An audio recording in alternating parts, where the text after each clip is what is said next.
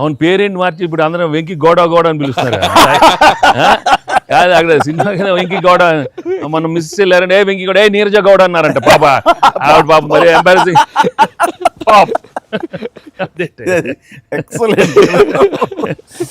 సరే, ఇవన్నీ పక్కన పెడితే, సీన్స్ ఫన్ పార్ట్ పక్కన పెడితే, ఈ సినిమాలో తెలియకుండా అండర్ కరెంట్ మన చిల్డ్రన్ తోటి వాళ్ళతోటి ఈ హార్ట్ టచింగ్ సీన్స్ కానీ, అలాగే జరీనా వాహిబ్ తోటి ఉన్న మదర్గా ఆ అమ్మాయికి ఆవిడికి నయనతారకు ఉన్న సీన్ గురించి చాలా మంది ఒక్కరు మెచ్చుకుంటున్నారు.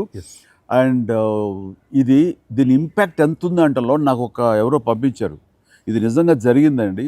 3 నెలల బట్టి డైవర్స్ ఇద్దామని చెప్పేసి ఒక ఫ్యామిలీ అనుకుంటున్న విడిపోదామని, ఈ సినిమా చూసిన తర్వాత విడివిడిగా వాళ్ళు తిరిగి మళ్ళీ ఫోన్ చేసుకుని మళ్ళీ కలిసిపోయి ఇలాంటివి అక్కర్లేదు అన్నారు. దానికి ప్రధానమైన కారణం ఏంటంటే మదర్ సెంటిమెంట్. మదర్ అంటుంది కదా, భార్యాభర్తలు ఏదైనా వాళ్ళకి డిస్ప్యూట్స్ ఉంటే వాళ్ళిద్దరి మధ్య వాళ్ళు తేల్చుకోవాలమ్మా, అంతేగాని మూడో వ్యక్తి యొక్క ప్రమేయం అనేది కరెక్ట్ ఉండకూడదు. అట్లాగా అన్నందుకు ఆ సీన్ నువ్వు రాసినందుకు హ్యాట్స్ ఆఫ్.